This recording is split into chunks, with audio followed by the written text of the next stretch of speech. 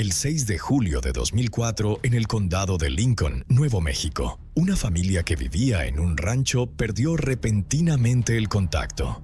El propietario del rancho, preocupado, fue a ver cómo estaba la casa del empleado desaparecido.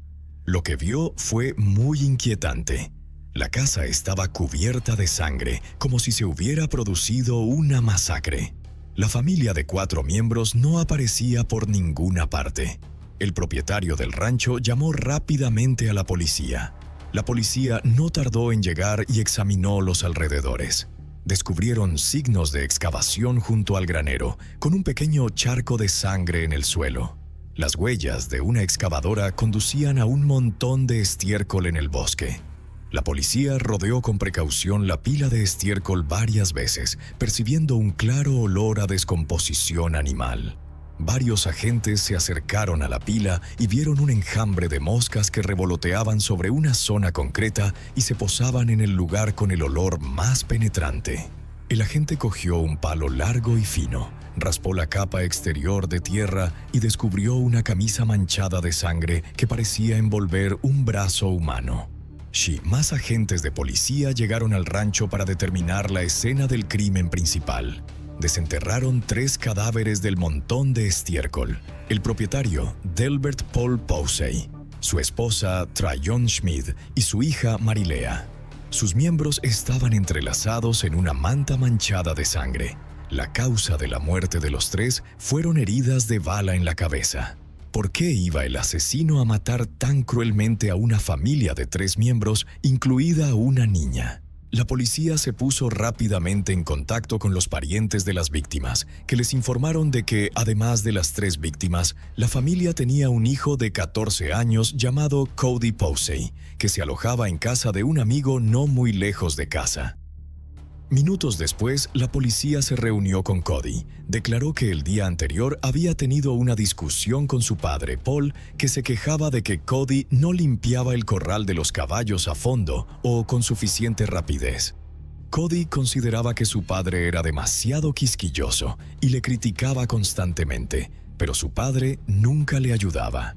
Cody le replicó algunas palabras, lo que provocó el enfado de su padre y una fuerte discusión. Al final, su padre le tiró las llaves del coche y le dijo que se largara. Cody no tenía carné de conducir, pero ya había conducido camiones en el rancho. Así que, por despecho, condujo hasta la casa de un amigo y allí ha estado desde entonces, sin volver nunca a casa. ¿Es cierto el testimonio de Cody?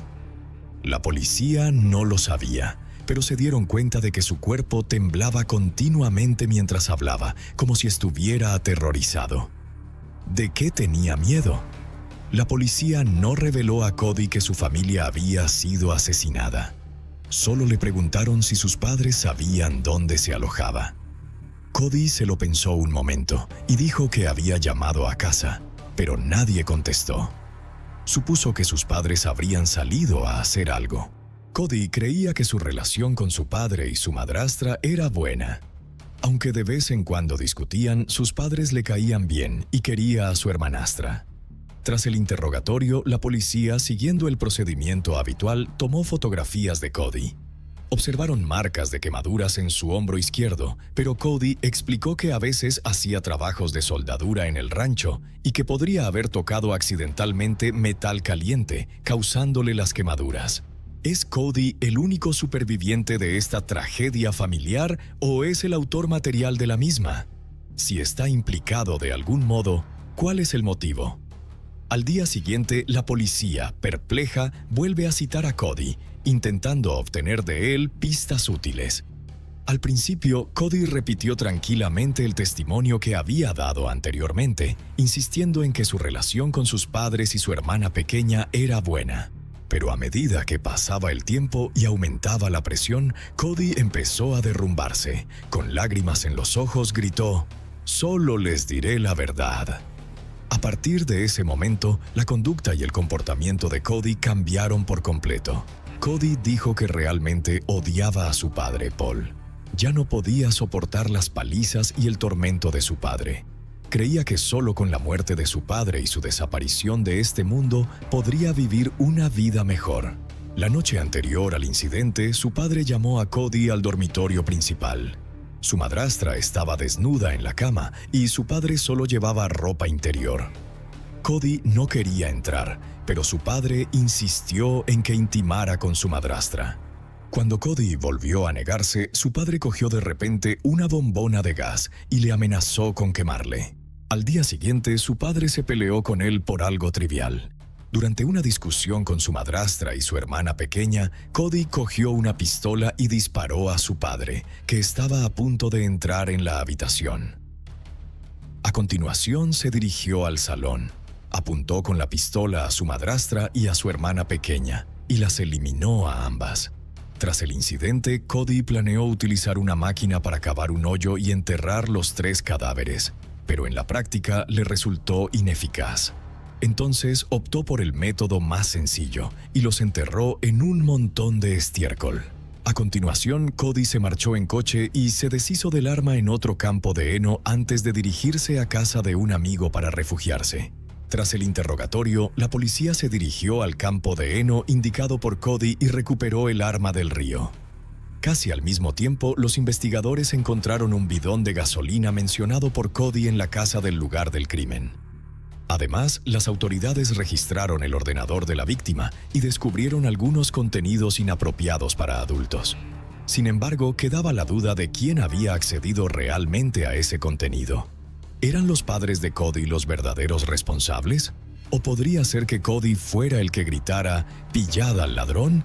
para cubrir sus propias huellas, asesinando a sus padres y a su hermana y luego calumniándolos? Para descubrir la verdad, tenemos que remontarnos a los años 80. En aquellos años, el padre de Cody, Paul, solo tenía 18 años. Acababa de terminar el entrenamiento básico en el ejército estadounidense y se había casado con Carla Burst, de 19 años, en Nuevo México.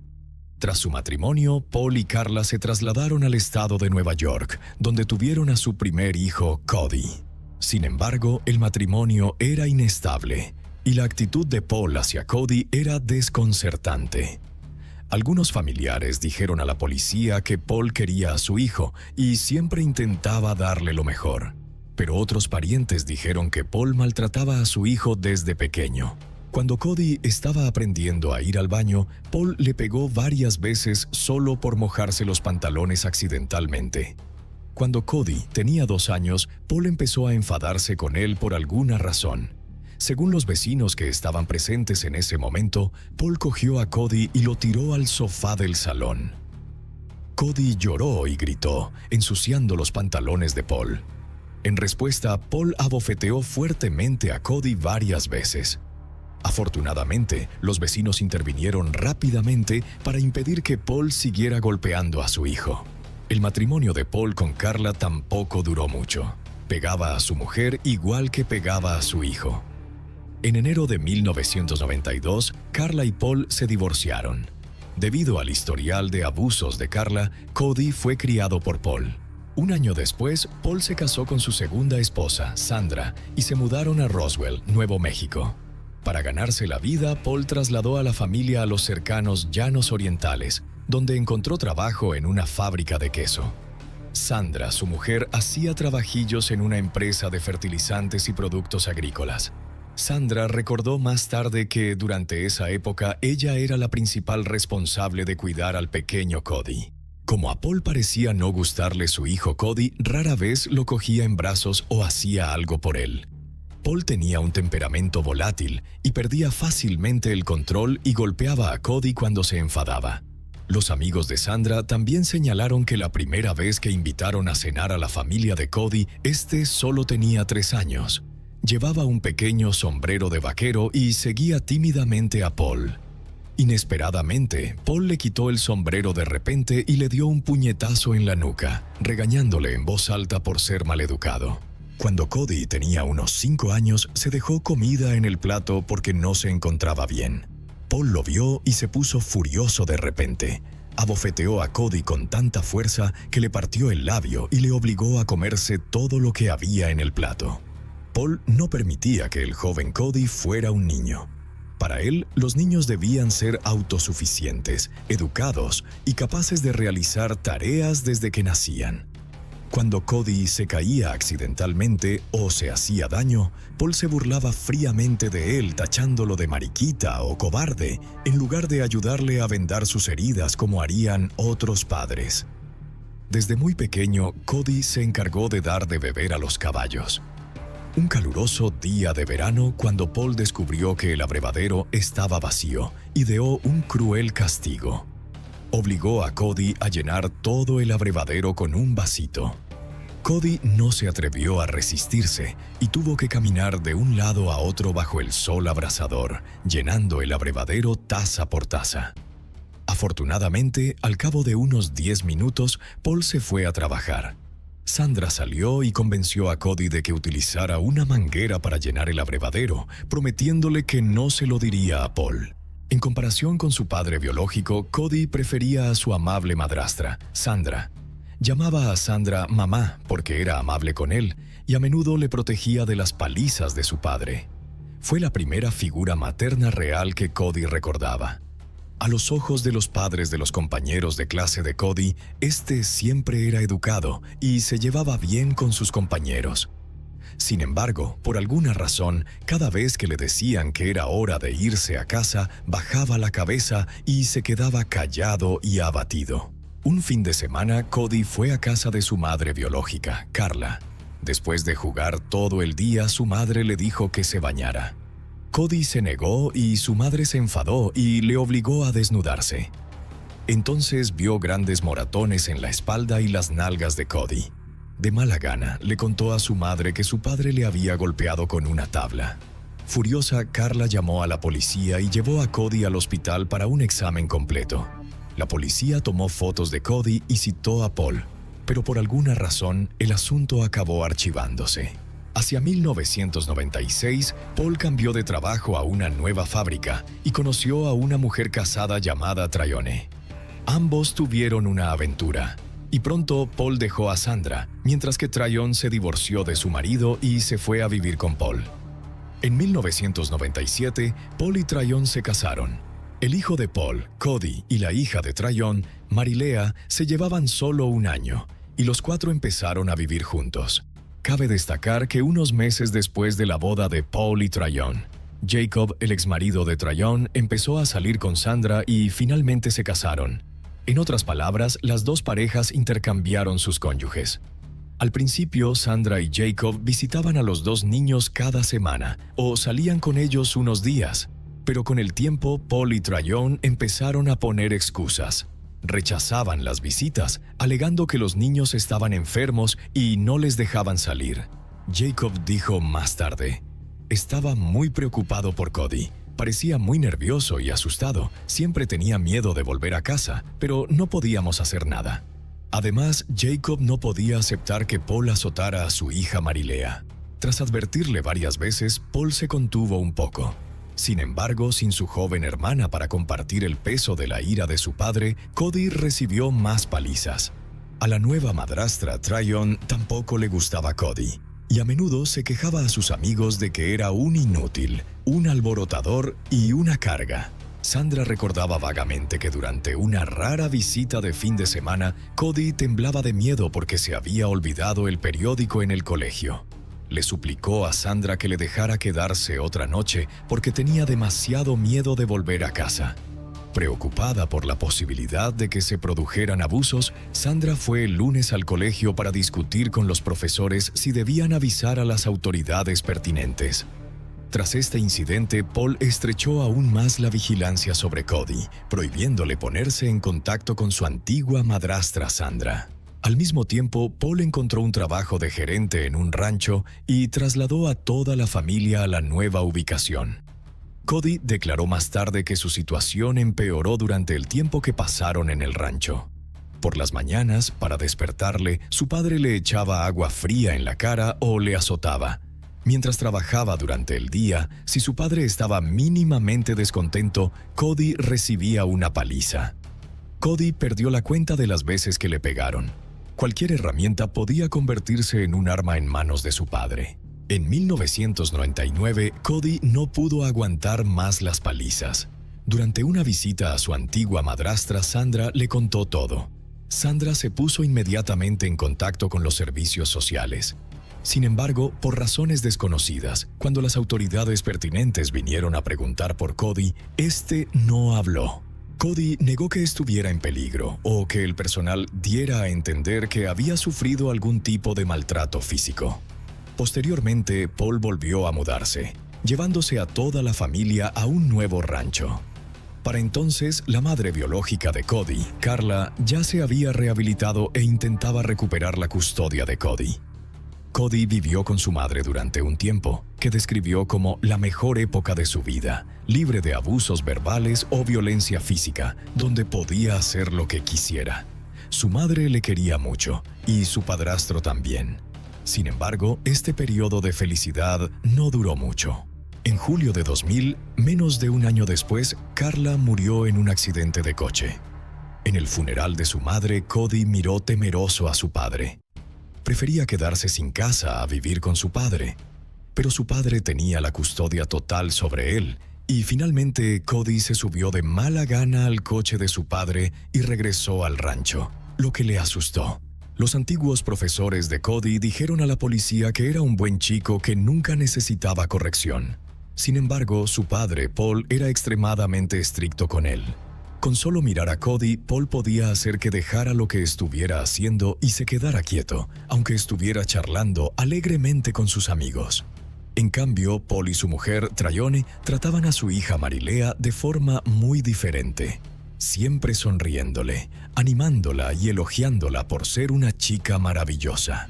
A pesar de ello, los profesores no pensaban que Cody estuviera siendo maltratado por sus padres, ya que los padres maltratadores no suelen relacionarse con los colegios. Cody dijo a la policía que nunca se atrevió a causar problemas en la escuela, sabiendo que cualquier denuncia a su padre por parte de un profesor o director acarrearía consecuencias. Cuando hablaba en clase, su padre le perseguía y le pegaba sin piedad con un cinturón. A medida que crecía, los castigos de su padre se hacían más severos. Una vez, Cody sacó un suspenso en una de sus clases a pesar de tener buenas notas en las demás, pero aún así su padre le castigó haciéndole dormir en el granero durante todo un curso escolar. Cody se volvió cada vez más precavido, pero los accidentes seguían ocurriendo de vez en cuando. Un día, mientras volvía a poner el té en la nevera, Cody tiró accidentalmente un vaso de la mesa y lo rompió. Su padre se abalanzó sobre él, le tiró al suelo de un puñetazo, se sentó a horcajadas sobre él y le abofeteó repetidamente, llamándole tonto. Cody estaba destrozado, pero no había nadie en casa con quien pudiera hablar. Solo podía correr a las montañas y murmurar para sí mismo donde nadie pudiera oírle. Cody no se atrevía a contar los abusos a adultos desconocidos porque su hermana pequeña, Marilea, no le quitaba ojo en el colegio. En otoño de 2001, Paul volvió a mudarse. Antes de salir del colegio, un profesor sustituto vio a Cody solo en las escaleras y quiso hablar con él. Pero, de repente, Marilea corrió hacia él y le advirtió que no le contara nada sobre su familia. Era un secreto. Cody no quería problemas, así que se deshizo de la profesora y se marchó. Unos días más tarde, Cody siguió a su padre hasta el rancho Chaves Canyon, en el condado de Lincoln, escenario del incidente inicial. Aunque al principio no estaba contento con la familia Sam, Cody se fue adaptando poco a poco al rancho y empezó a cogerle cariño al dueño, el señor Sam Donaldson, que era el único lo bastante educado como para saludarle. Sin embargo, la situación de Cody en casa seguía siendo desesperada. Su padre y su madrastra le impedían jugar con sus compañeros después de clase o incluso hablar con ellos en el colegio, y mucho menos participar en actividades extraescolares. Cody contó a la policía que, en realidad, en el colegio era un niño bastante normal, educado, atlético, le gustaba jugar al baloncesto y siempre parecía feliz y relajado. Sin embargo, después del colegio, su estado de ánimo se volvía repentinamente depresivo. Lo que desconcertaba a los demás era que, por mucho calor que hiciera, Cody siempre llevaba manga larga y pantalones. Según Cody, durante esos días, la violencia de su padre Paul fue en aumento. Hiciera lo que hiciera, Cody acababa inevitablemente recibiendo palizas de su padre, a veces hasta 3 o 4 veces al día. Solo la escuela le proporcionaba cierto alivio, pero el problema era que su joven hermana Marilea seguía vigilándole allí e informaba a su padre y a su madrastra, lo que provocaba otra ronda de palizas cuando volvía a casa.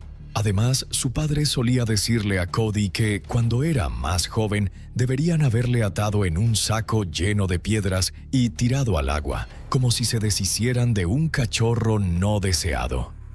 Desde entonces, Cody ha desarrollado miedo al agua, exacerbado por la insistencia de Paul en hacerle desnudarse y saltar a un tanque de agua más alto que una persona durante el otoño y el invierno para arreglar piezas rotas.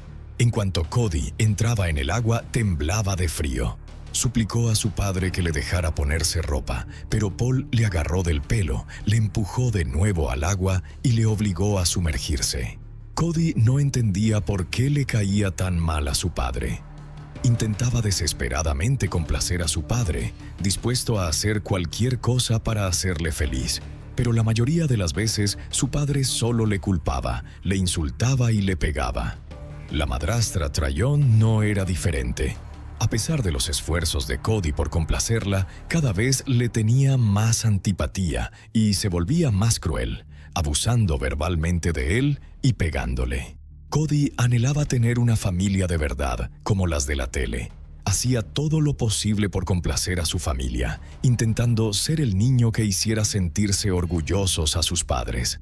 Quería que su padre dijera con orgullo: «Mira, ese es mi hijo», y que le quisieran y le apreciaran en lugar de pegarle constantemente. Para aliviar su pena, Cody adoptó un cachorro discapacitado de un amigo. El cachorro solo tenía 3 patas, pero era vivaracho y se llevaba bien con Cody. Cody ahorró $40 en secreto para llevar al cachorro al veterinario. Sin embargo, su padre Paul tenía otros planes. Delante de Cody disparó despiadadamente y mató al cachorro. Un amigo íntimo de Cody contó más tarde a la policía que durante las vacaciones de verano, mientras ayudaba a Paul en el trabajo, fue testigo directo de cómo Paul maltrataba a Cody. En una ocasión, Paul le dijo despectivamente a Cody que ojalá nunca hubiera nacido. Durante el caluroso verano, Paul no dejaba beber agua a Cody y a veces incluso le negaba la comida. A los ojos de Paul, Cody parecía más un esclavo al que explotar a su antojo que su propio hijo. Cody no sentía calor en casa, la escuela era su único santuario genuino. Sin embargo, con la llegada de 2003, ni siquiera la escuela podía cobijar ya a Cody. Los profesores recordaban vagamente una ocasión en la que la madrastra de Cody, Tryon, refutó con maldad un cumplido sobre que Cody era un niño educado y con talento, diciendo que en casa no era así. No hacía las tareas, era vago y maleducado. Añadió que era una suerte que su madre hubiera muerto pronto o se habría enfurecido al ver a Cody así. Además, en el colegio, los niños se hacían bromas escondiendo las cosas de los demás. Cuando escondían las pertenencias de Cody, se ponía ansioso y angustiado. Las reacciones de Cody eran mucho más importantes que las de otros niños. En una ocasión, una profesora oyó a Cody decirle a otro alumno: «Odio mucho a mis padres y ellos también me odian a mí». Preocupada, la profesora llamó a Paul y Tryon para hablar del asunto con Cody. Sin embargo, al ver a Cody, inmediatamente empezaron a gritar. Cody también parecía otra persona, negando cualquier problema en la relación con sus padres. Desde entonces, cada vez que sonaba el timbre después de clase, el alegre Cody se transformaba en una persona seria y algo retraída. Si su hermanastra Marilea estaba cerca, Cody no hablaba ni sonreía ni siquiera durante la clase. Según los amigos de Cody, Paul y Tryon, pagaba a Marilea para que vigilara a Cody.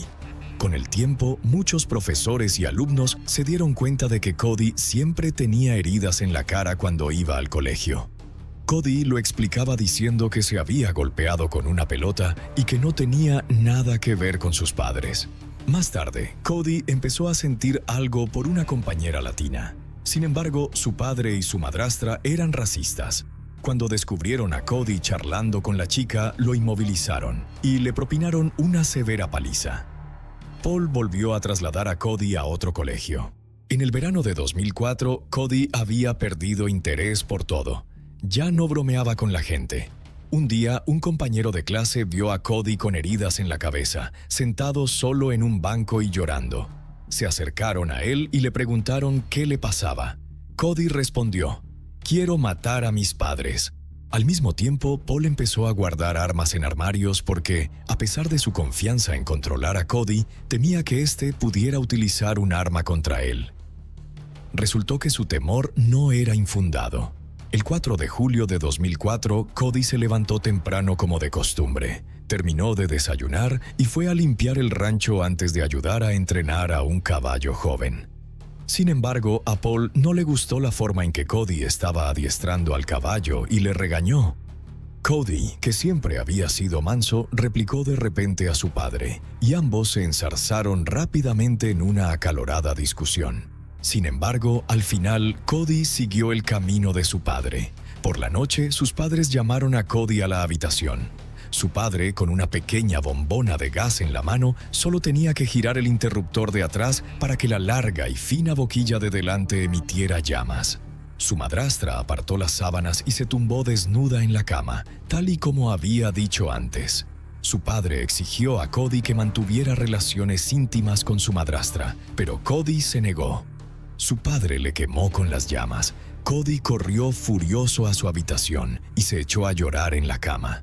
Le invadieron varias emociones negativas. Recordó que su madrastra le había dicho antes: «De todas formas, no tenemos lazos de sangre. ¿Qué tiene de malo?». Perdido en sus propios pensamientos, Cody no sabía qué harían a continuación, ni cómo lo tratarían, pero estaba seguro de que nunca lo habían considerado su hijo. Justo después de que sonara el despertador el lunes, Cody se puso rápidamente la ropa y salió corriendo de casa para evitar encontrarse con su padre y madrastra. Durante el desayuno, sus padres hicieron como si no hubiera pasado nada.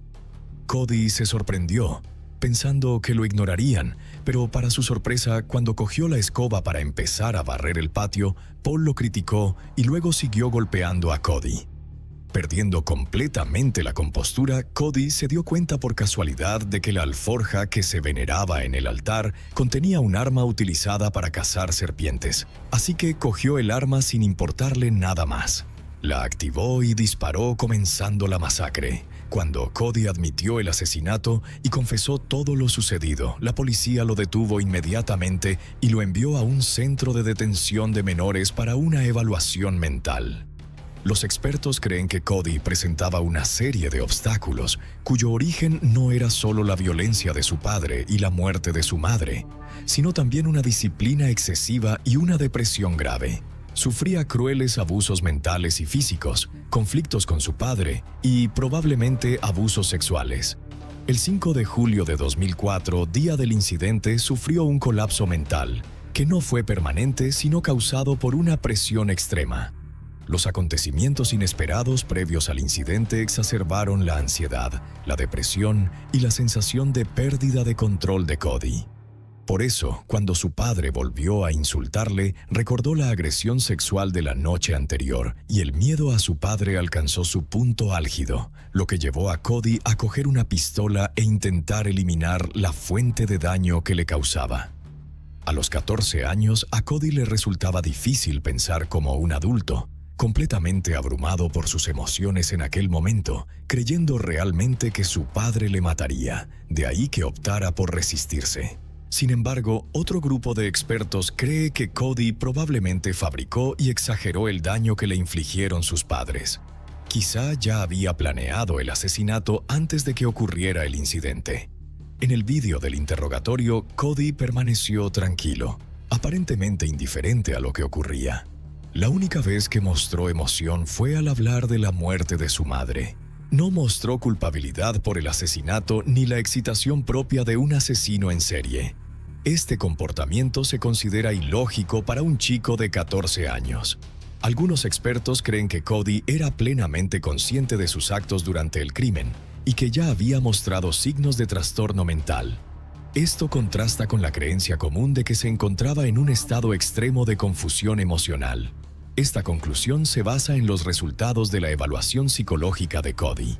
El juicio, que había sido difícil de programar, se aplazó finalmente hasta el 17 de enero de 2006. La fiscalía argumentó que Cody había premeditado el asesinato, porque recibió una llamada del dueño del rancho y sabía que éste se encontraba fuera de la granja durante los días del crimen, lo que le dio la oportunidad de cometer el asesinato. Sin embargo, la defensa alegó que existían numerosas pruebas que demostraban que Cody había sufrido efectivamente malos tratos, incluidos historiales hospitalarios con fotos de sus lesiones, testigos presenciales y testimonios. Además, Paul había redactado documentos para romper los lazos con su hijo Cody, lo que indicaba claramente la animadversión de Paul hacia su hijo. Además, en el ordenador del despacho de Paul se encontraron vídeos para adultos en los que aparecían la madre y el hijo. Los registros de visionado indicaban que la mayoría de los vídeos para adultos se veían en horas en las que Cody claramente no estaba en el colegio. Mientras tanto, Sandra, la segunda esposa de Paul, también podía dar fe de la fascinación de Paul por las películas para adultos. Posteriormente, los testigos subieron al estrado y relataron los malos tratos de Paul hacia su hijo Cody, que iban desde arrancarle dientes, abofetearle con un matamoscas, echarle agua fría, patearle las costillas hasta rompérselas e incluso matar al querido perro de Cody. El juicio duró casi un mes. El 7 de febrero de 2006, después de deliberar durante 4 horas, el jurado llegó a un veredicto.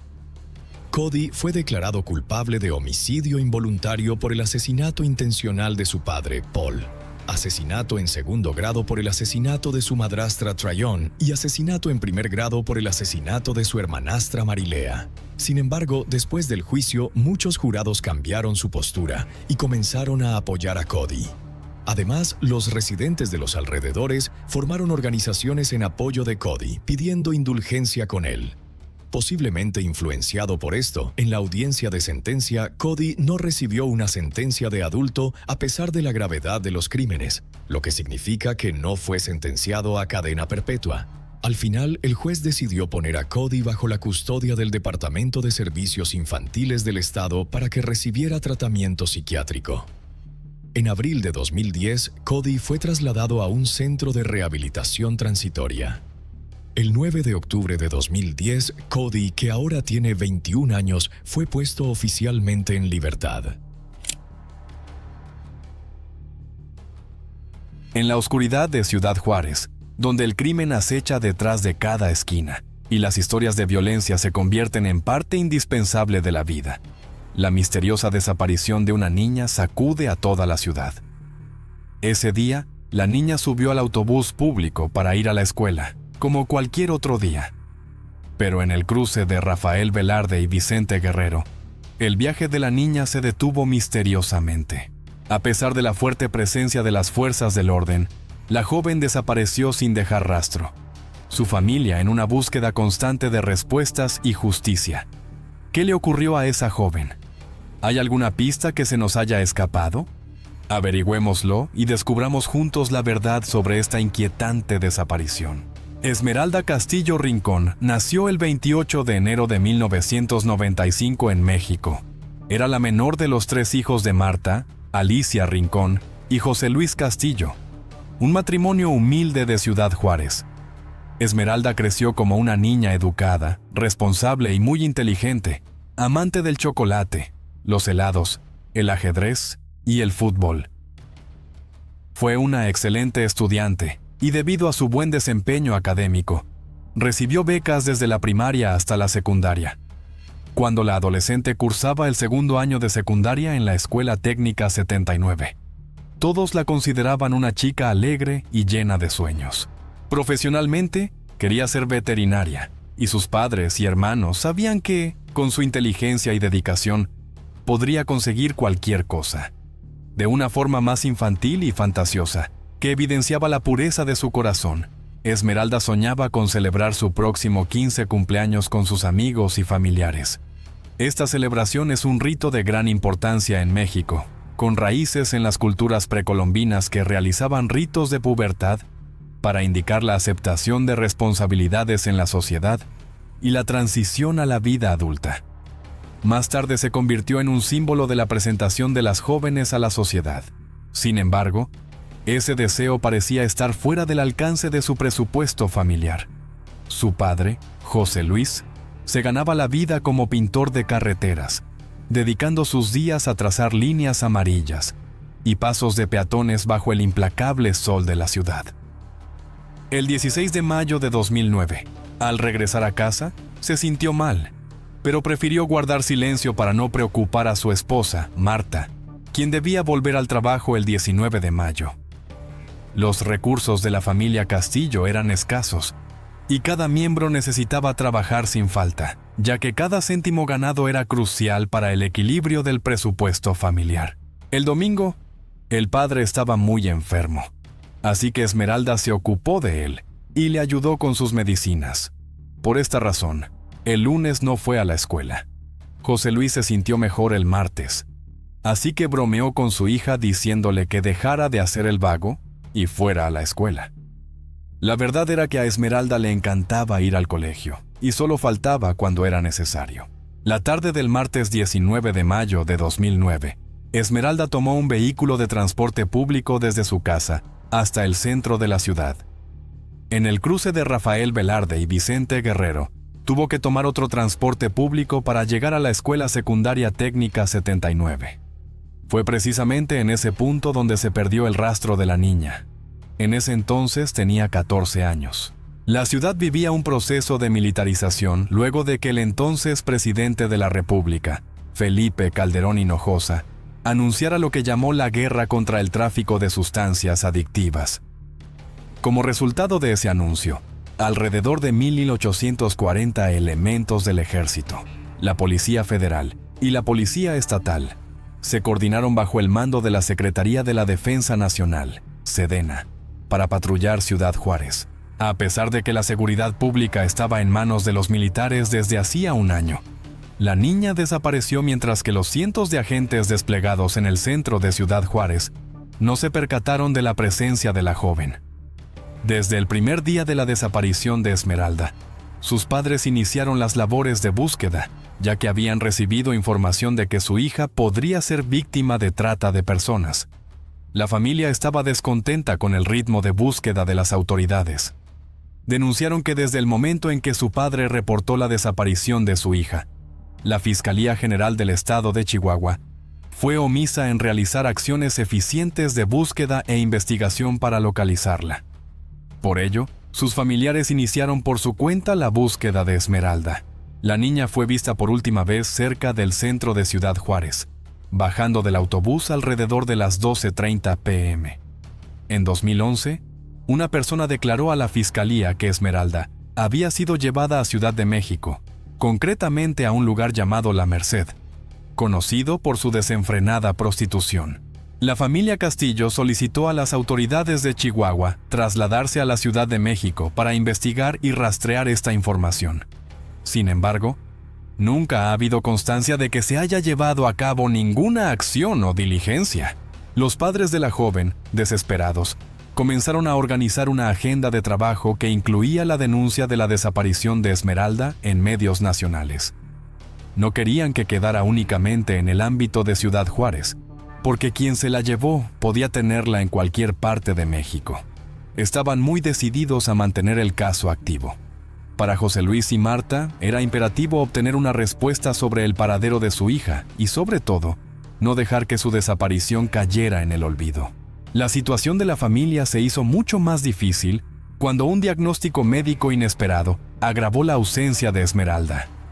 A José Luis le diagnosticaron cáncer, pero la cruel enfermedad no le impidió seguir buscando.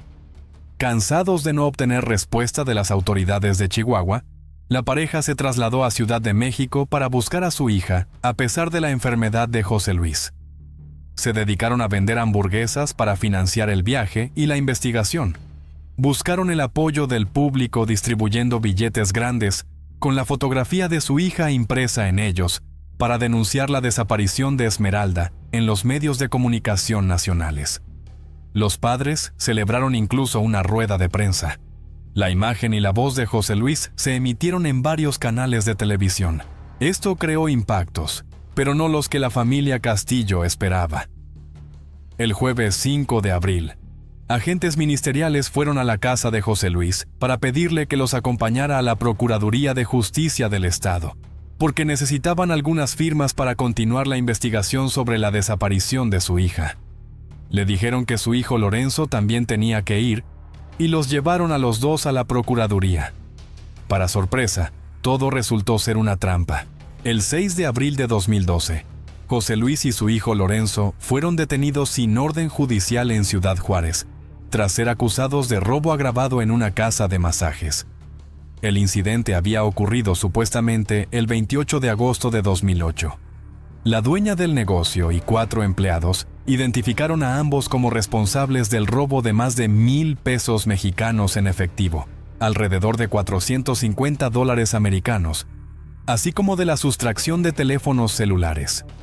La mujer que hizo la denuncia declaró que cuando vio al padre y al hijo en la televisión, debido a las noticias sobre la desaparición de Esmeralda, se dio cuenta de que eran ellos quienes habían robado su negocio años atrás. Inmediatamente, Marta, la madre y esposa de los acusados, dijo que eso era una vil mentira, ya que su hijo Lorenzo nunca había aparecido en televisión, porque sus padres querían protegerlo de cualquier exposición pública.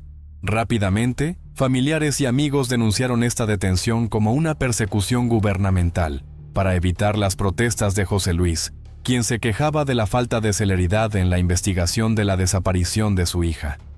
César Duarte, gobernador de Chihuahua en aquel momento, declaró que su detención no se debía a la persecución de activistas sociales por parte de su gobierno. También declaró que no permitiría que los criminales se escondieran tras la fachada de activistas sociales para escapar de la justicia. El 10 de abril de 2012 se celebró una audiencia ante el juez de instrucción para definir la situación jurídica del padre y el hijo.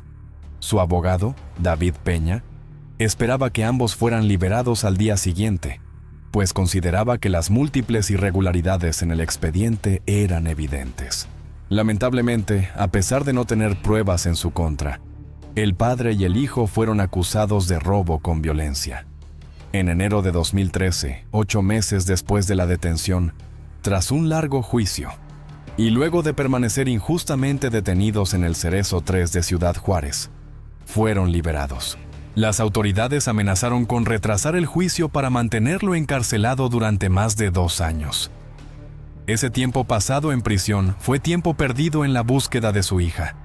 Mencionó que esta detención fue una distracción de las autoridades para evitar las manifestaciones por la desaparición de Esmeralda y la negligencia de las instituciones que debían encontrar a la joven. Una vez libres, los familiares continuaron la búsqueda de la joven. José Luis relató que cada vez que un presidente de la República visitaba la ciudad, las autoridades estatales citaban a los familiares de las mujeres desaparecidas y víctimas de feminicidio en la fiscalía. El citatorio siempre se hacía con el pretexto de revisar avances en sus investigaciones, pero en realidad era una forma de evitar que protestaran porque la verdad era que nunca había avances. El 14 de enero de 2015, la familia Castillo pensó que ocurriría lo mismo cuando los citaron en la Procuraduría el día que el presidente Enrique Peña Nieto visitaba la ciudad. Por ello, decidieron que Marta iría a la fiscalía y José Luis asistiría al evento del presidente. Efectivamente, no hubo avances en la fiscalía, y en el evento al que asistió el expresidente de la República para inaugurar obras públicas, policías antimotines cerraron las vialidades aledañas para impedir el paso de manifestantes.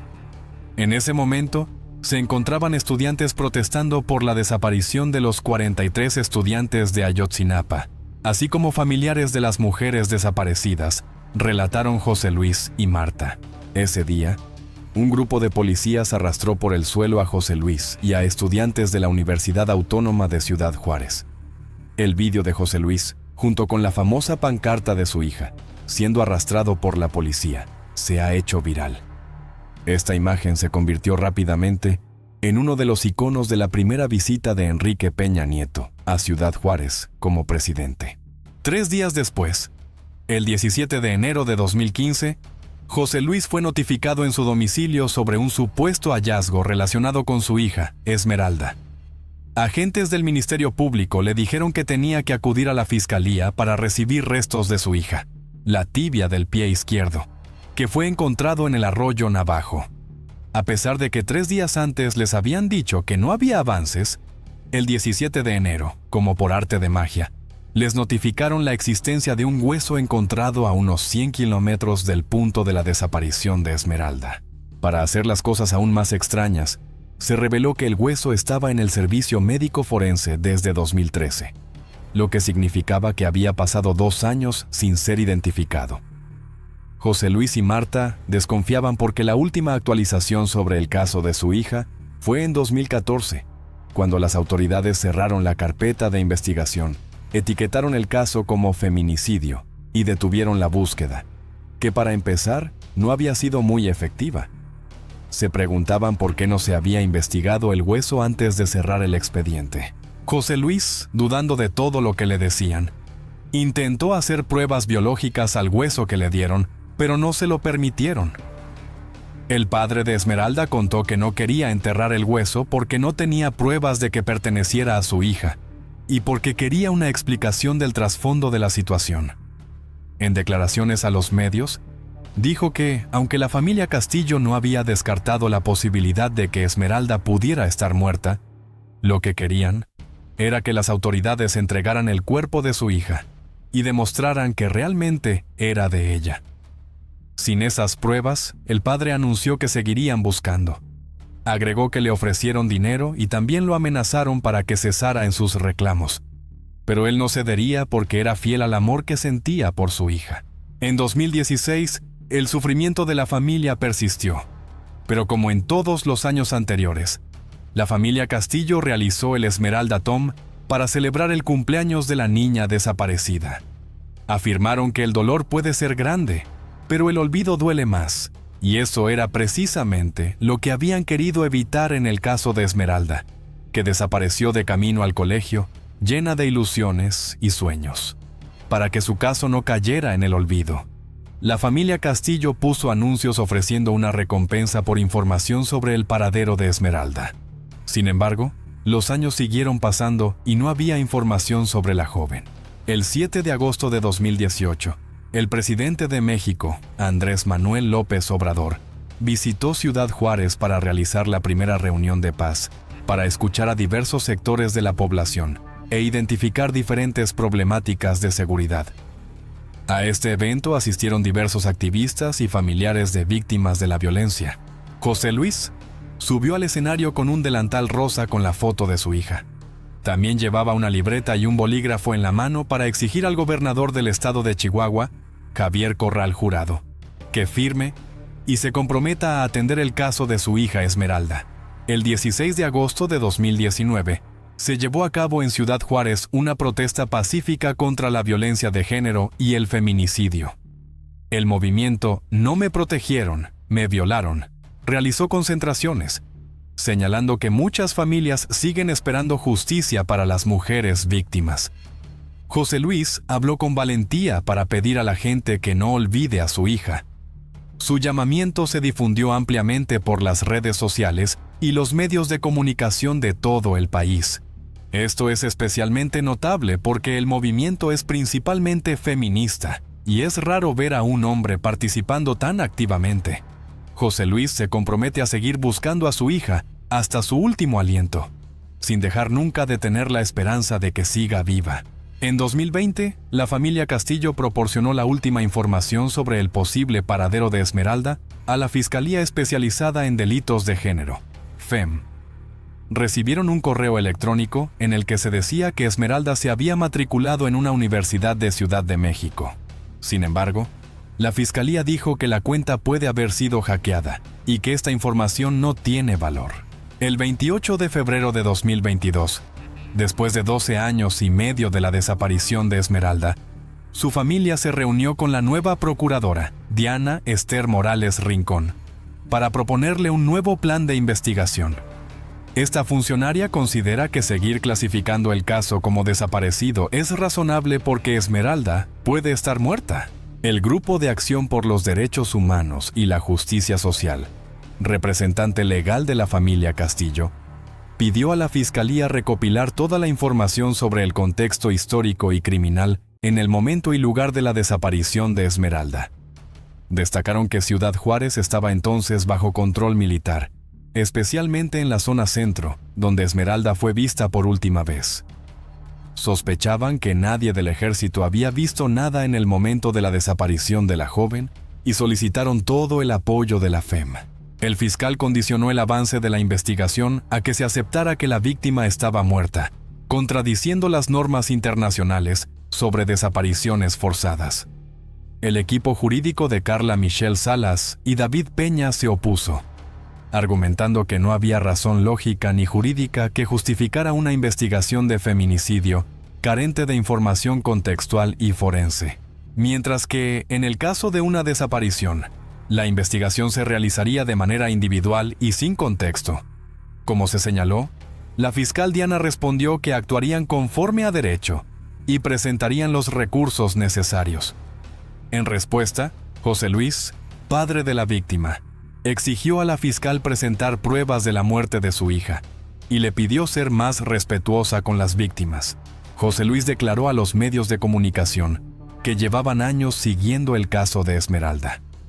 Recalcó que no querían caer en el error que les había ocurrido a muchas madres que por desesperación firmaban lo que las autoridades les exigían y pasaban el resto de sus vidas llenas de dudas sobre el verdadero destino de sus hijas.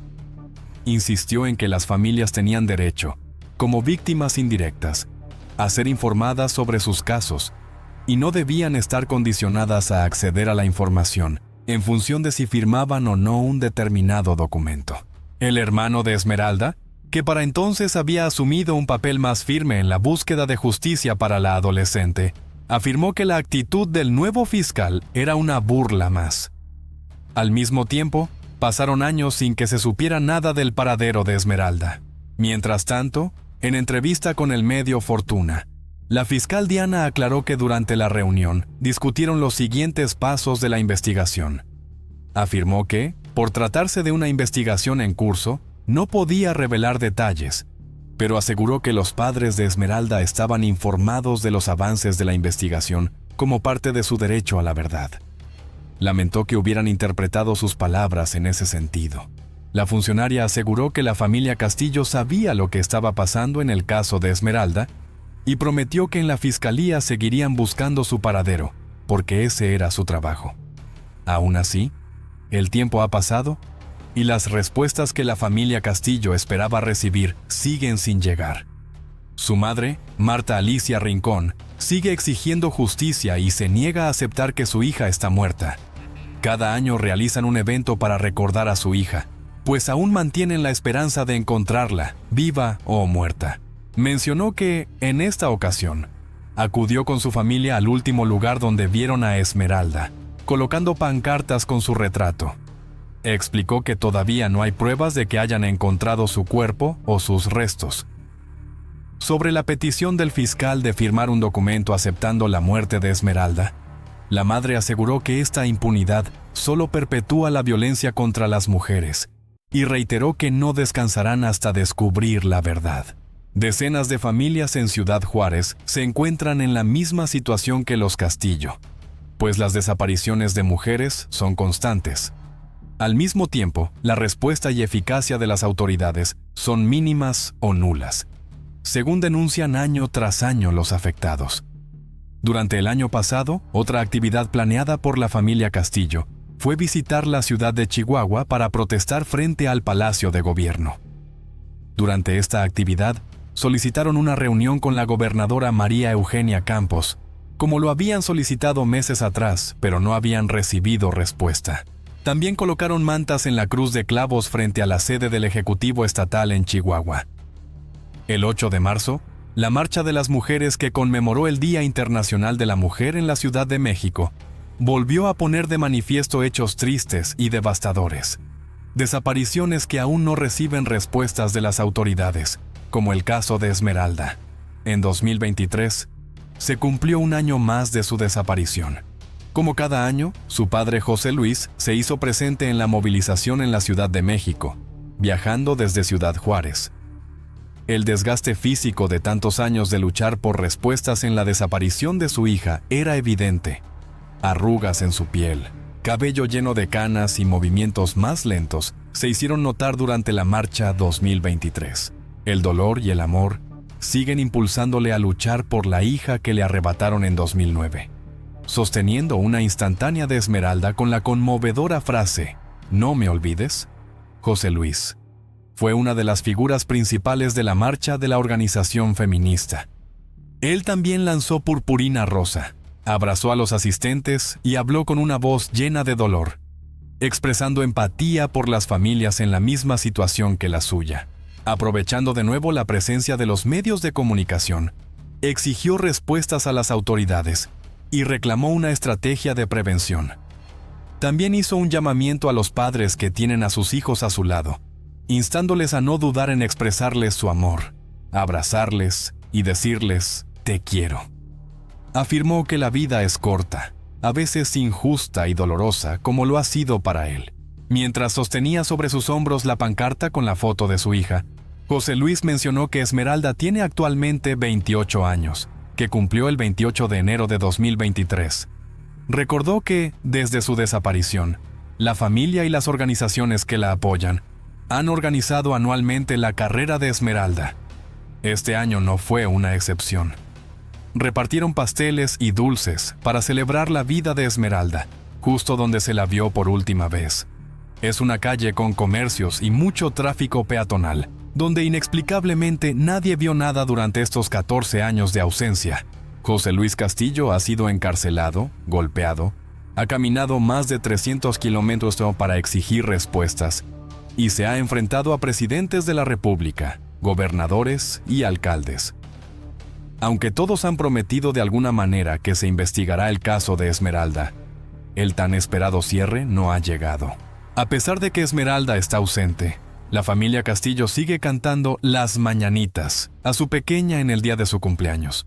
Sobreponiéndose a la pérdida y a la injusticia, la familia Castillo se convirtió en un símbolo viviente de perseverancia.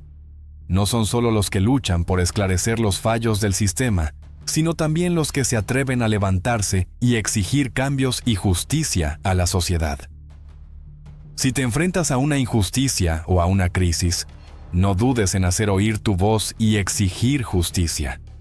Nunca abandones la esperanza y el esfuerzo por buscar la verdad y la justicia. La vida siempre tiene retos, pero con paciencia y fuerza puedes cambiar algo a mejor. La imagen muestra a un hombre sonriente, Giovanni Padovani, un futbolista profesional con un físico musculoso y un rostro de modelo, que frecuentemente aparecía tanto en el campo de juego como en las pasarelas.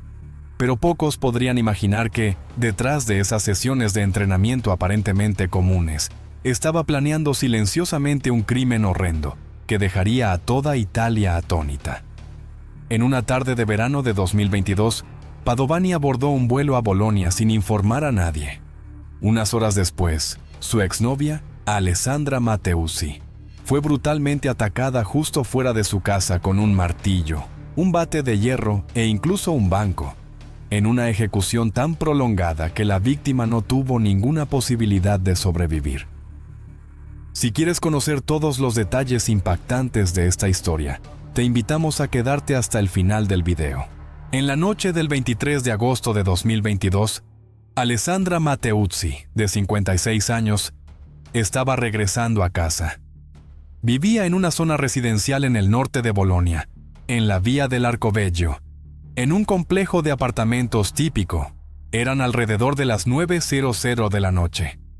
Mientras se acercaba a su edificio, estaba hablando por teléfono con su hermana. Todo en esa noche parecía normal, tranquilo, sin nada fuera de lo ordinario, como tantas otras noches. Entonces, sin previo aviso, la situación cambió. La llamada fue interrumpida repentinamente por sonidos débiles pero alarmantes.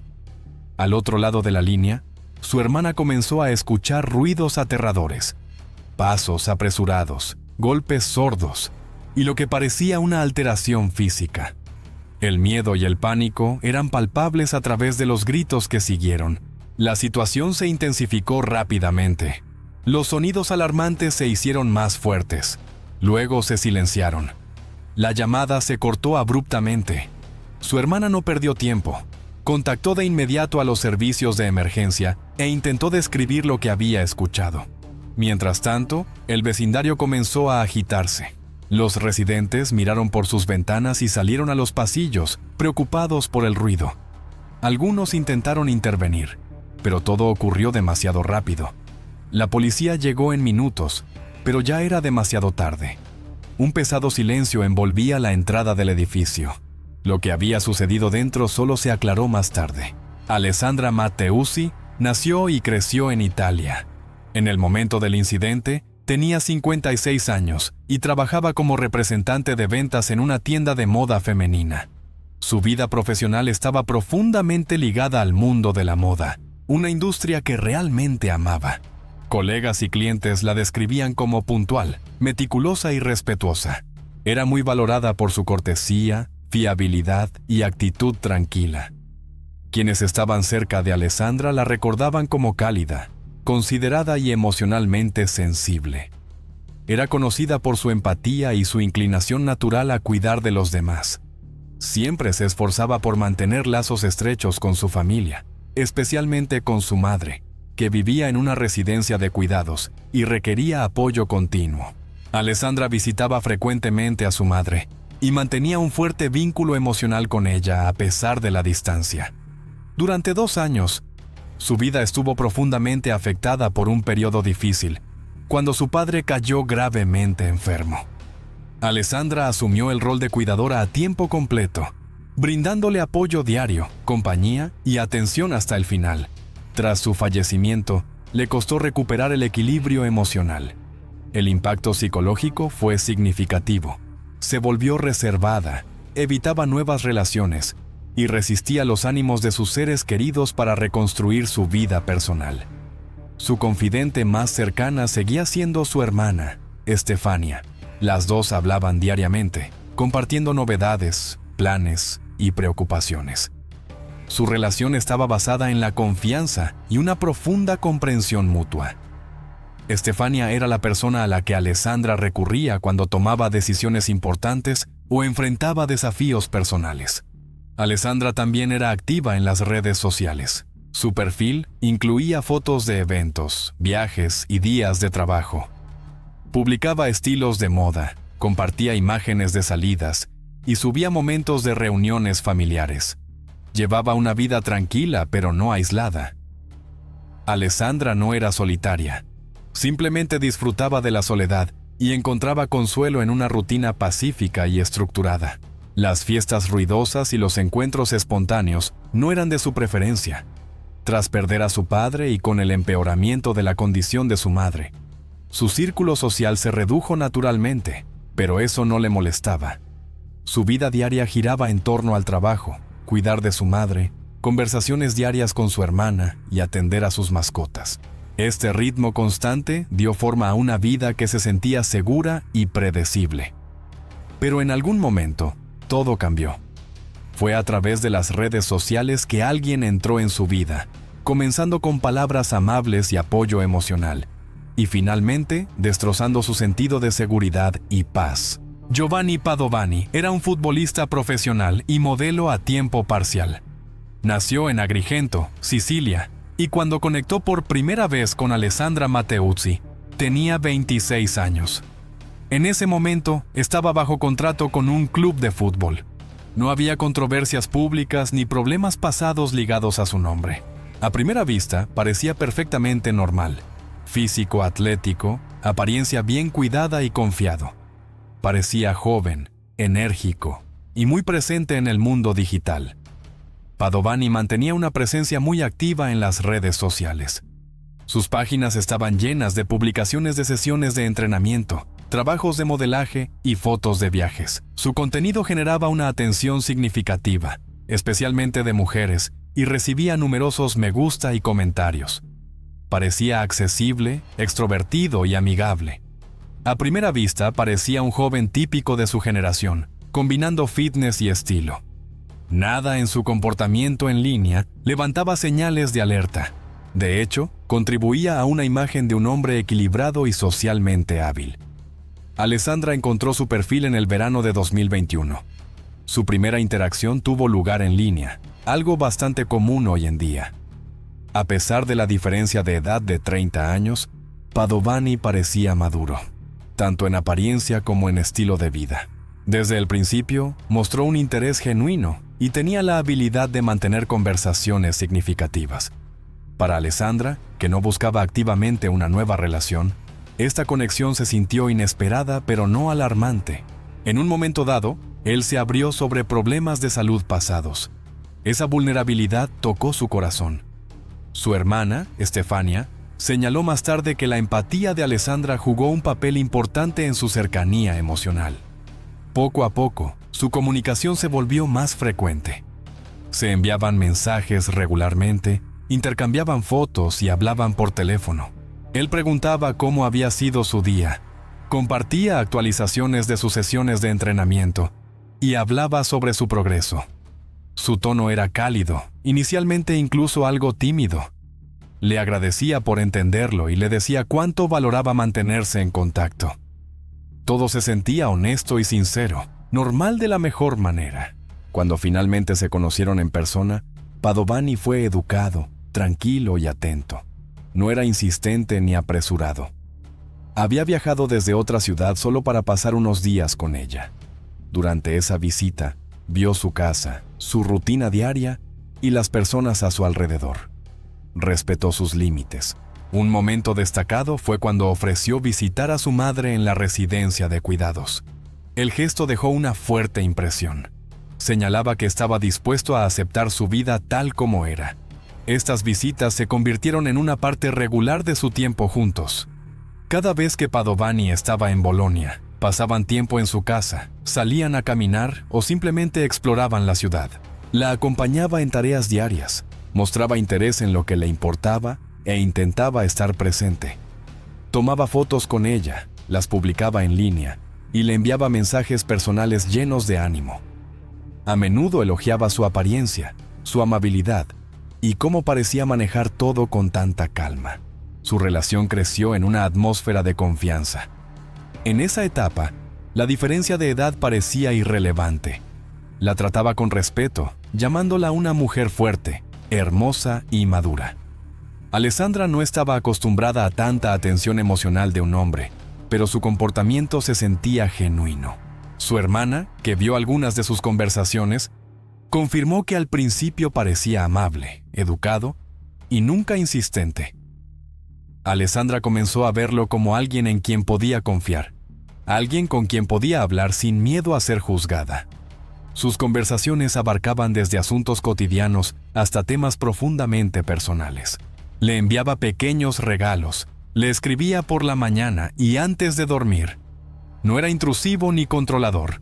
Simplemente estaba presente de una manera que parecía cariñosa y emocionalmente sintonizada. Pero las cosas comenzaron a cambiar después de unos meses. Las primeras señales preocupantes aparecieron después del Año Nuevo. Gradualmente, el comportamiento de Padovani se volvió más intenso. Empezó a llamar con más frecuencia de lo habitual, haciendo preguntas detalladas sobre con quién hablaba Alessandra y cómo pasaba su tiempo. Las conversaciones que antes eran casuales se convirtieron en interrogatorios. Hubo un cambio notable en su tono. Comenzó a expresar dudas, creyendo que ella le estaba ocultando algo. Estas sospechas se volvieron más persistentes. Incluso involucró a su hermana, Stefania, llamándola y pidiéndole que respaldara su perspectiva. Lo que comenzó como incertidumbre, recordó Stefania, se volvió cada vez más agresivo en sus llamadas. Alzaba la voz, hacía acusaciones y se negaba a aceptar cualquier desacuerdo. Hablar con él se volvió emocionalmente agotador. Eventualmente, Stefania cortó el contacto. Alessandra no siguió su ejemplo de inmediato. Incluso cuando su comportamiento empeoró, continuó comunicándose, esperando que las cosas se calmaran. Evitaba la confrontación, intentando en cambio desescalzar la tensión. Pero Padovani comenzó a cruzar más límites. La confianza se erosionó por completo. Se volvió celoso de cualquier interacción que ella tuviera con otros. Incluso las publicaciones neutrales en redes sociales desencadenaban conflictos. Exigía explicaciones por los me gusta y comentarios. La relación se volvió cada vez más tensa. La llamaba en medio de la noche, enviaba mensajes sin motivo aparente y creaba momentos que parecían urgentes. Sus acciones se volvieron erráticas, oscilando entre explosiones agresivas y disculpas desesperadas. Alessandra comenzó a darse cuenta de que estaba perdiendo el control de la situación. Pero incluso entonces, no veía una salida clara. Él se había incrustado tan intensamente, emocionalmente y sin descanso en su vida diaria. A principios de 2022, Giovanni Padovani escaló su comportamiento más allá de la presión emocional. Después de una de sus visitas a la casa de Alessandra, ella descubrió que algo estaba mal con sus cuentas digitales. Sus inicios de sesión de correo electrónico y redes sociales dejaron de funcionar. Cuando intentó recuperar el acceso, notó que las nuevas contraseñas incluían nombres y frases estrechamente ligadas a Padovani. Esto la llevó a creer que él había accedido a su computadora y restablecido la información de sus cuentas para obtener control. Pero no se detuvo ahí. Sus acciones fueron más allá de la interferencia digital. Alrededor de la misma época, Alessandra descubrió que su cuenta de WhatsApp había sido vinculada a un dispositivo no identificado. Tras una inspección más cercana, encontró un software espía instalado en su teléfono, un programa que permitía a alguien monitorear sus conversaciones, leer su historial de mensajes y rastrear con quién hablaba en tiempo real. Esto significaba que Giovanni Padovani la había estado monitoreando remotamente. Estaba rastreando su actividad digital y accediendo a su información personal sin permiso. Esto no fue accidental. Fue un acoso digital deliberado y organizado. Sus sospechas se confirmaron cuando Giovanni comenzó a hacer referencia a cosas de sus conversaciones privadas. Parecía saber exactamente con quién hablaba ella y cuándo. La acusaba de enviar mensajes a otros hombres, incluso cuando no habían tenido lugar tales conversaciones. Sus afirmaciones se basaban en su interpretación de lo que veía, alimentando un creciente sentido de paranoia. Actuaba con una confianza alarmante y mostraba un completo desprecio por los límites personales de ella. Su control se extendía a cada detalle de su vida digital. Al mismo tiempo, intensificó su presión con una vigilancia casi constante. Exigía que Alessandra enviara clips de video cortos de su entorno cada 10 minutos. Estos videos servían como prueba de su ubicación y actividades. Si ella se negaba, él estallaba en frustración, acusándola de deshonestidad, amenazando con terminar la relación y exigiendo actualizaciones constantes. Su tono se volvía cada vez más autoritario. Alessandra ya no se sentía como una pareja. Se sentía vigilada, monitoreada y acorralada. Finalmente, quedó claro que Padovani no solo había accedido a su teléfono, sino también a su sistema de seguridad doméstico. De alguna manera, había explotado sus cámaras de vigilancia y la estaba observando en tiempo real. Un mensaje recuperado entre Padovani y su madre confirmó esto.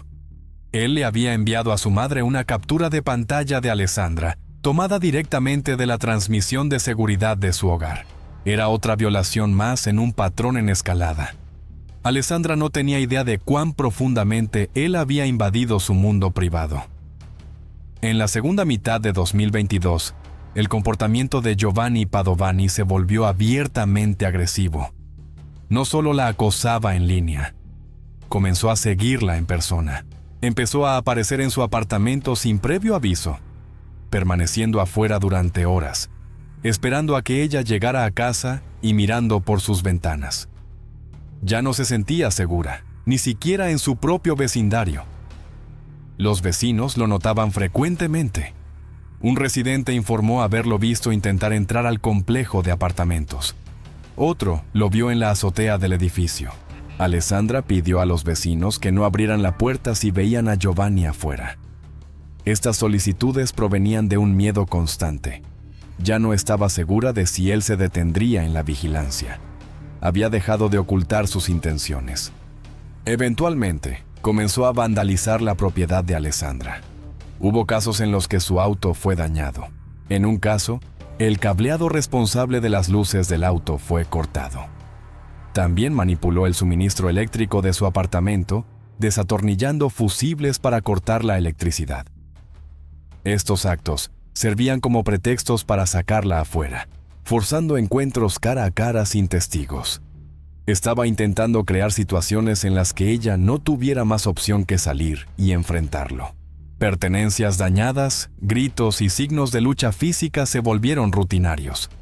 Los vecinos reportaron escuchar discusiones fuertes y golpes pesados. Sus celos y necesidad obsesiva de control borraron cualquier restricción que alguna vez pudo haber tenido. Cruzó todos los límites. En un incidente, volvió a subir a la azotea, intentando irrumpir en su casa. Esto ocurrió después de que ella dejara de dejarlo entrar. Su comportamiento se volvió errático y amenazante. El estado mental de Alessandra se deterioró gravemente. Vivía en una ansiedad constante, atrapada por el miedo cada vez que se acercaba a su casa. Abría una ventana o salía al pasillo. Comenzó a llevar spray de pimienta en su bolso, algo que nunca había hecho antes. Les dijo a sus seres cercanos que tenía miedo de volver a casa. El pánico se convirtió en parte de su vida diaria. Para sentirse al menos algo segura, Alessandra ocasionalmente se quedaba con su hermana. Stefania la recibía, aunque la situación la inquietaba profundamente. Pero incluso durante esas noches fuera, Alessandra no podía quedarse mucho tiempo. Su perro seguía en el apartamento y tenía un fuerte vínculo emocional con él. Volver a casa no era una elección, era una necesidad. No podía abandonar completamente su residencia, y eso la hacía vulnerable. Significaba que nunca podía escapar completamente de la persecución de Giovanni. El periodo entre julio y agosto se volvió particularmente tenso. Alessandra sabía que su seguridad estaba en riesgo. Confió en Stefania, describiendo incidentes específicos de comportamiento agresivo. Sin embargo, incluso entonces, seguía intentando desactivar la situación. Evitaba la confrontación, aferrándose a la esperanza de que algo en su comportamiento pudiera cambiar. Pero la obsesión de Padovani solo se profundizó. No veía la distancia como un límite, la consideraba un insulto personal. A medida que el peligro aumentaba, Alessandra Matteucci decidió que era hora de buscar protección. Presentó su primera denuncia formal ante la policía el 29 de julio de 2022. En la denuncia, detalló las acciones de Giovanni Padovani, el acoso, la invasión de la privacidad y las constantes amenazas que sentía. Incluyó documentación, capturas de pantalla de mensajes amenazantes y fotos que confirmaban su presencia cerca de su casa. A pesar de sus esfuerzos, no se implementaron medidas de protección de inmediato. Las semanas siguientes pasaron en un estado de limbo.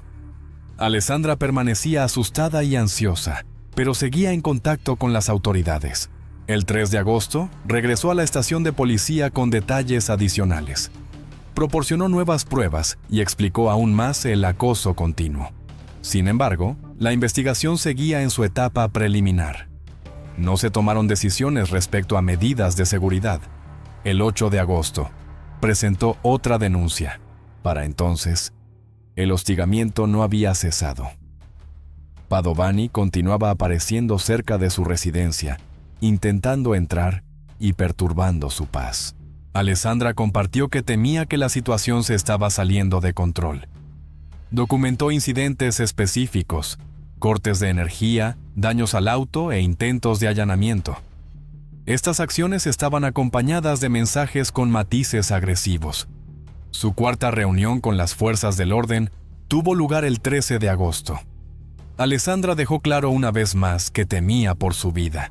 Reportó que Padovani seguía rastreando sus movimientos, interfiriendo en su vida diaria, apareciendo en su casa y usando tecnología para monitorearla. El expediente del caso ahora incluía citas directas de sus mensajes, donde el lenguaje amenazante dejaba poco espacio para la duda. Una de las declaraciones de Alessandra fue particularmente escalofriante. No quiero morir. Esa declaración capturaba su estado mental, pero la respuesta oficial de la policía no ofreció ninguna tranquilidad real. No se tomaron medidas. Las autoridades no emitieron una orden de restricción, no advirtieron formalmente a Padovani, ni iniciaron vigilancia alrededor de su apartamento. Los oficiales citaron directrices procesales y la necesidad de declaraciones adicionales de testigos. Sin embargo, Alessandra había proporcionado relatos detallados de allanamiento, acoso, vandalismo de propiedad e interferencia con el sistema eléctrico de su hogar. Los investigadores señalaron retrasos debido a que los testigos estaban de vacaciones. Esto ralentizó el proceso. Algunos miembros de la fiscalía afirmaron que sus reportes no indicaban una amenaza inmediata para la vida, ya que no se habían registrado casos de daño físico directo, considerando el caso como acoso en lugar de una amenaza seria. Las autoridades no trataron la situación como urgente. En Hacienda, esa perspectiva jugó un papel crítico en lo que sucedió después. Alessandra había hecho todo lo posible para protegerse. Buscó ayuda, mantuvo registros y advirtió del peligro potencial. Los eventos se desarrollaron rápidamente, pero no hubo intervención que pudiera alterar significativamente el comportamiento de Padovani. No se aplicó ninguna orden temporal ni protocolo de monitoreo. Ella continuó viviendo con miedo, siempre preparándose para el próximo incidente. La familia de Alessandra más tarde expresó serias preocupaciones sobre las acciones de las fuerzas del orden. Sus seres queridos creían que la tragedia podría haberse evitado. Desde un punto de vista lógico, los signos de escalada eran innegables. El comportamiento de Giovanni Padovani había progresado de una obsesión persistente a amenazas abiertas. Sus acciones eran calculadas, repetitivas y peligrosas. Pero a nivel administrativo, no ocurrió ninguna intervención significativa. El 20 de agosto de 2022, solo 3 días antes del incidente, Padovani creó una lista de verificación. Más tarde se encontró en su teléfono en una aplicación de notas. La lista detallaba elementos específicos: cinta adhesiva, un martillo, cuerda o esposas. También escribió pasos: simular una conversación con Alessandra, convencerla de que lo dejara entrar, traer las herramientas necesarias. Estas entradas no dejaban dudas sobre su intención o el nivel de planificación involucrado. Esto no fue un estallido repentino. Fue un acto premeditado, pensado con escalofriante detalle. Su plan incluía preparación física. El 21 de agosto, Padovani dejó Sicilia, donde estaba involucrado en actividades relacionadas con el fútbol, y viajó a Senigallia bajo el pretexto de asuntos personales. Desde allí, fue a Bolonia, llegando el 22 de agosto. Sus rutas de viaje y marcas de tiempo confirmaron más tarde esta cronología. No informó a Alessandra de su visita. Sus movimientos eran secretos, indicando un esfuerzo deliberado para tomarla desprevenida. Una vez en Bolonia, Padovani escondió un martillo en un arbusto cerca de la casa de Alessandra. Había explorado previamente un área discreta dentro del complejo de apartamentos. La herramienta fue colocada para una recuperación rápida cuando llegara el momento. Este acto por sí solo demostraba un nivel perturbador de premeditación. Los investigadores también descubrieron que había subido a la azotea del edificio para monitorear el regreso de Alessandra. Esto ocurrió solo horas antes del crimen. Una de las pruebas más alarmantes fue una entrada en un diario digital que Padovani escribió semanas antes. En una nota fechada el 2 de julio, escribió: «La terminaré porque ella me terminó emocionalmente». Se retrató a sí mismo como una víctima, acusando a Alessandra de manipularlo y hacer que pareciera inestable. El mensaje continuaba justificando su plan y mostraba plena conciencia de lo que vendría. «Sé que iré a prisión. Esta nota explicará a la policía lo que ella me hizo». El contenido era dolorosamente claro. Su decisión había sido tomada mucho antes, y lo que siguió fue un esfuerzo calculado para recuperar el control. En la mañana del 23 de agosto de 2022, Giovanni Padovani estaba en Bolonia. Había llegado el día anterior y no le dijo a nadie. Alessandra no tenía idea de que él estaba en la ciudad. Pasó el día en las sombras, rastreando sus movimientos. Desde un punto estratégico cerca del complejo de apartamentos, esperó el momento exacto en que ella regresaría a casa. Antes, se había asegurado de que el martillo estuviera escondido, confirmando que estaba al alcance. Esa noche, alrededor de las 9:00 de la noche, Alessandra se acercó a la entrada de su edificio. Estaba hablando por teléfono con su hermana en ese momento. Padovani, ya posicionado cerca, entró en acción. Desde ese momento todo se desarrolló rápidamente. Cuando Alessandra llegó a la puerta principal, Padovani se acercó. En segundos estaba a su lado. Su hermana, aún en la línea, escuchó de repente un cambio drástico en la voz de Alessandra, seguido de sonidos inconfundibles de una lucha. Padovani tomó el martillo y la golpeó. El primer golpe fue tan fuerte que la cabeza metálica de la herramienta se desprendió del mango. Cuando el martillo se rompió, Padovani no se detuvo. Continuó el ataque con sus puños, golpeando a Alessandra en la cabeza y el cuerpo. Luego, tomó un pesado banco de hierro cerca de la entrada del edificio y lo usó como arma. Propinó múltiples golpes con él, concluyendo el ataque con una ferocidad extrema. Según el informe de la autopsia, Alessandra sufrió al menos 20 heridas distintas, muchas de las cuales fueron fatales. Las heridas afectaron su cráneo, pecho y extremidades. El informe también señaló múltiples fracturas y evidencia de que su cuerpo había sido arrastrado por el suelo. A pesar de sus gritos y el creciente alboroto que atrajo la atención de los vecinos, Padovani no intentó huir. Permaneció en la escena. Cuando las fuerzas del orden llegaron, lo encontraron sentado tranquilamente cerca de la entrada del edificio. Los oficiales testificaron más tarde que no mostraba signos de pánico ni agitación. Cuando fue interrogado, sus únicas palabras fueron: «Qué bueno que están aquí». No opuso resistencia al arresto. Su actitud fue descrita como tranquila y completamente consciente. Alessandra fue llevada de urgencia al hospital más cercano en estado crítico, pero sus heridas eran demasiado graves. Murió a los pocos minutos de llegar. La naturaleza de las heridas, su cantidad y la fuerza detrás de ellas llevaron a las autoridades a clasificar el acto de Padovani como un crimen cometido con una crueldad extraordinaria. No intentó escapar, ocultar pruebas ni escenificar la escena para que pareciera un accidente. Todo apuntaba a un acto deliberado y premeditado. Los vecinos que presenciaron los últimos momentos dijeron que actuó con rapidez, decisión y sin dudar. Algunos intentaron intervenir, pero no pudieron llegar a tiempo. La hermana de Alessandra, que estaba al teléfono con ella durante el ataque, llamó inmediatamente a los servicios de emergencia. Su testimonio fue crucial para establecer la secuencia exacta de los eventos. De principio a fin, el ataque duró solo unos minutos. El crimen marcó la culminación de una larga escalada, comenzando con presión psicológica, avanzando hacia el acoso digital y la vigilancia, y culminando en un acto fatal de violencia física. El día del ataque, Padovani no mostró signos de colapso emocional ni pérdida de control. Sus acciones fueron frías, metódicas y consistentes con lo que había documentado previamente en su diario digital.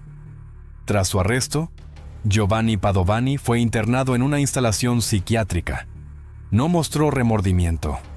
Durante las entrevistas iniciales, permaneció en silencio, invocando su derecho a no hablar. Más tarde en la investigación, hizo algunas declaraciones no solicitadas, intentando culpar a Alessandra. Afirmó sentirse traicionado y emocionalmente devastado, diciendo que sus acciones fueron el resultado de un sufrimiento abrumador. Los investigadores confirmaron que el crimen había sido meticulosamente planeado con antelación. Sin embargo, la defensa de Padovani solicitó una evaluación psiquiátrica. El tribunal consideró posibles problemas de salud mental, incluyendo tendencias paranoides y un patrón de comportamiento obsesivo. Finalmente, los expertos concluyeron que estaba plenamente consciente de sus acciones y era capaz de controlar su comportamiento. Por lo tanto, se descartó la locura legal. Antes de la sentencia, Padovani hizo una declaración final. Dijo que sentía que estaba viviendo en una pesadilla. Añadió que si el tribunal creía que estaba cuerdo, merecía la pena máxima. Se describió a sí mismo como un hombre destrozado e intentó enmarcar el crimen como resultado de la presión emocional causada por Alessandra. El tribunal rechazó la defensa de Giovanni Padovani. Los detalles del caso, su nivel de preparación, el contenido de sus notas en el diario y su comportamiento tranquilo después del ataque apuntaban a una plena conciencia de sus acciones. Su intento de culpar a la víctima alegando devastación emocional fue considerado infundado. El tribunal concluyó que sus acciones no fueron impulsadas por un colapso mental, sino por celos patológicos y un deseo de recuperar el control. Sus explicaciones fueron vistas como un intento de racionalizar un crimen meticulosamente planeado. Tras la muerte de Alessandra, el espacio en línea se convirtió en una segunda escena de agresión. Las noticias sobre el caso atrajeron cientos de comentarios, muchos de los cuales culpaban a la víctima. Alessandra fue criticada por su edad, apariencia, estilo de vestimenta y la diferencia de edad con Padovani. Algunos usuarios defendieron al perpetrador, sugiriendo que perdió el control debido a un engaño o que era demasiado emocionalmente frágil. Un comentario provocó una indignación particular. Donatello Alberti, un jefe regional de la Cruz Roja italiana, escribió que se podía entender por qué estaba celoso solo con mirarla. Ante las críticas generalizadas, redobló su postura con: las mujeres deberían comportarse más modestamente como lo hacían nuestras abuelas. Estas declaraciones desataron una reacción a nivel nacional, y Alberti fue despedido. Poco después, la familia de Alessandra presentó una denuncia colectiva contra 25 individuos responsables de los mensajes en línea más hostiles. La Fiscalía de Bolonia lanzó una investigación a gran escala poco común sobre el acoso cibernético. El discurso público evolucionó hacia una nueva forma de agresión, esta vez dirigida a una víctima que ya no podía responder. El 12 de febrero de 2024, Giovanni Padovani fue condenado por acoso y por cometer un crimen violento contra Alessandra Matteuzzi. Fue sentenciado a cadena perpetua. El tribunal destacó varios factores agravantes: premeditación, crueldad extrema y falta de remordimiento. También consideró el patrón de acoso y manipulación psicológica previo al acto. Al mismo tiempo, el tribunal dictaminó sobre el caso de acoso cibernético. Los 25 usuarios fueron responsabilizados. El caso estableció un precedente legal significativo para el manejo del acoso digital. Los celos delirantes, conocidos en términos psicológicos como síndrome de Otelo, es un estado patológico donde un individuo se convence irracionalmente de la infidelidad de su pareja. Giovanni Padovani exhibió signos clásicos: control extremo, acusaciones repetidas, invasión de la privacidad personal y una agresión en escalada a medida que la relación comenzó a desmoronarse. A diferencia de los celos comunes, esta condición implica pensamientos obsesivos, una ruptura con la realidad y una incapacidad para reflexionar críticamente sobre sí mismo. En casos graves, puede conducir a violencia o resultados fatales.